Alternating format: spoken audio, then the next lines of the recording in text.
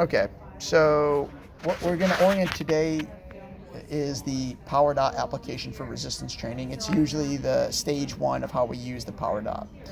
So you're going to make sure that your PowerDot is connected. You're going to go on the home screen, you're going to go to performance, you're going to go to resistance, you're going to ensure that the expert level is selected. You're going to go down to the muscle in question that you want to work on. In this case, it's going to be our quad muscle.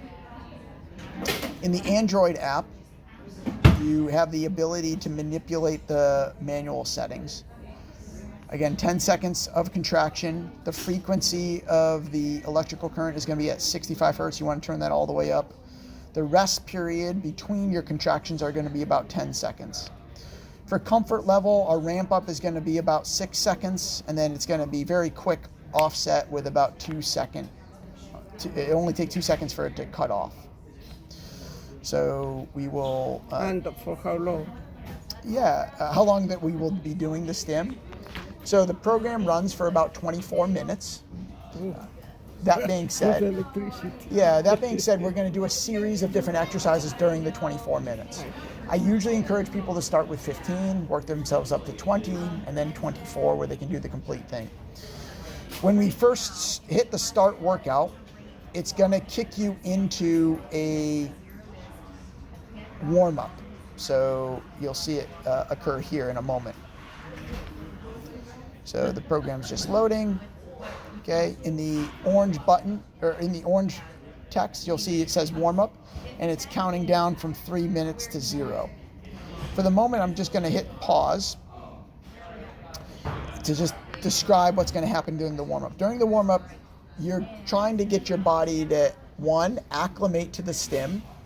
You're also trying to prime the neuromuscular stimulation of your muscle and your nervous system, right? So like by going through the 3-minute warm-up, you potentially have the opportunity to have a better muscle contraction once you enter the workout phase.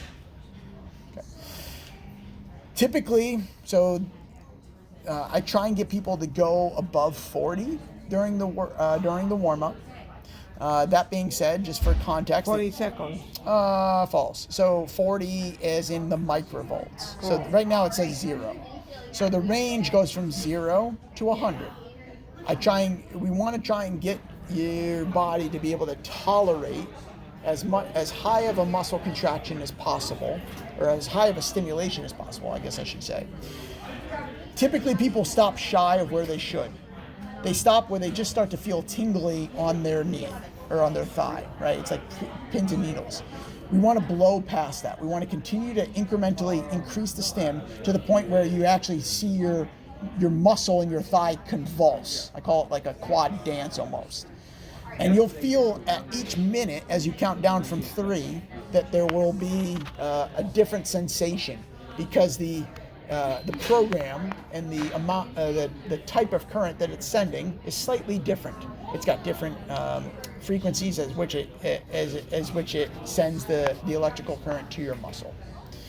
But the warm up, it's relatively passive. You're simply just sitting there, gradually accommodating to the stim. For how many minutes? Less than 3, because it starts at 3. Any other questions? How did I get this trouble with my muscle? Yeah, that's a great question. This is reflexive.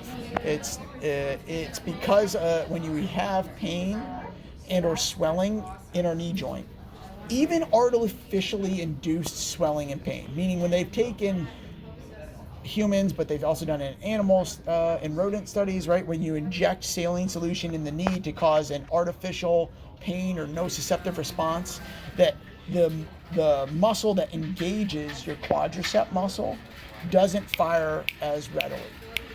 And when this occurs pervasively or over a long period of time, then they've shown changes not only at the periphery, at the neuromuscular junction and the motor units there in the muscle, but there can also be plastic changes at the spinal cord and even at the brain, or the cortical level as they call it. There have been some instances where they've shown that it even affects the other limb, right? And so what we want to try and do is we want to intervene as soon as we possibly can. This is also one of the reasons why we want to try and, like, just doing your volitional effort without any assistance is usually inadequate. We really need to create what they call neuroplastic changes, not only at the peripheral, the spinal cord, but even the cortical level. And that's another reason why the stim needs to be as high as it possibly can in order to have a meaningful effect or impact. That threshold is usually 50% of your max volitional contraction. It's a big mouthful. What that means is, like, if we were going to measure your max strength out of this leg, say you could push 100 pounds with your quadricep. Well, we would need to turn the stim up to where, without your contraction, your muscle would produce 50 pounds. It's a lot. Typically, and rarely have I seen it where people volitionally get themselves to that level of stimulation. But today's not about optimization with our dosage. It's really about just the orientation, getting comfortable with what is this device, how does it feel, can I see myself doing this? It is considered the gold standard of care, but that being said, we also want to allow you to make an informed decision about what elements and aspects you want within your rehab. I'm a big proponent of it because the science is so unequivocal. All right, so I'm going to hit the start button, and then I'm going to allow you to tap this up. Oh. Yep, so I'm going to hand it over, and you're going to gradually increase the stim. How often? So you have 3 minutes to get it as high as you can. Okay. Specifically, our goals within these 3 minutes are to trying to get it up to 40. I'm just gonna... All right, great. So we're just at the end of the warm-up. You've done a nice job of gradually increasing to the highest amount of stim that you can tolerate. So we're going to hit the pause button, and let's just talk for a minute. So now you're in, the warm-up has ended. We're now into the main workout. A couple things change here. You can notice what has happened. What was a 26 amount of stim level has dropped for two reasons. One, because during the warm-up, the stim level automatically drops when you enter the workout. Secondarily to that, it's also dropped because we had hit the pause button. So that's just a safety feature that's built into the software. You're going to need to gradually increase the stimulation even more once we hit the play button. The number here is going to feel much stronger than what it did in the warm-up.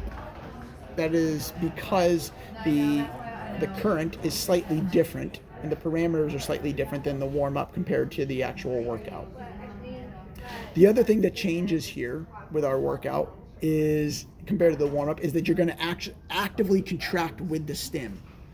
So it's going to contract for 10 seconds. When you feel the stim, you're going to squeeze your muscle, you're going to pull your toe up, you're going to try and get that quadricep muscle to be as stiff and active as possible. The stim will go off and you'll relax. Give your muscle the relaxation and the recuperation. At what moment I do that? At what moment? When you feel the stim. And you'll see also, beyond just feeling it, you'll see a blue bar I see. Occur at the top of the screen. Yeah. All right, let's hit the play button. There we go. Okay. You're gonna. There is the blue bar. Yep. So squeeze. Nice job. Yep. Keep squeezing. Give it your full effort. It'll shut off in just a moment. This is just the first long contraction. There you go. Yep.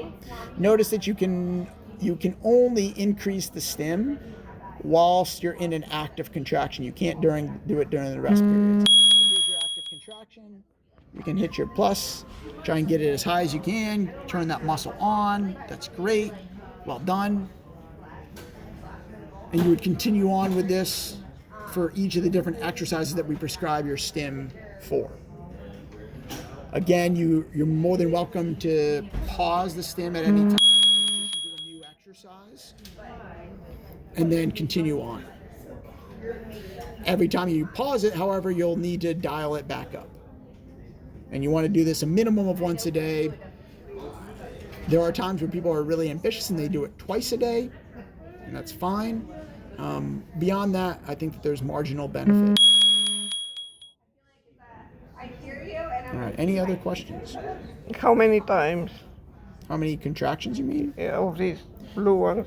Yeah, so usually I recommend about 10 to 20 reps per exercise. So you do it 10 times with this quad set exercise, which is the foundational basic exercise. You would pause, you would transition to a different exercise, which we can show you. And then you would continue to go for another 10 to 10 to 20 repetitions per exercise. So it's kind of like an ongoing circuit for your quadricep for about, again, 15 to 20 minutes total, eventually working yourself up to the 24 minutes for the entire program.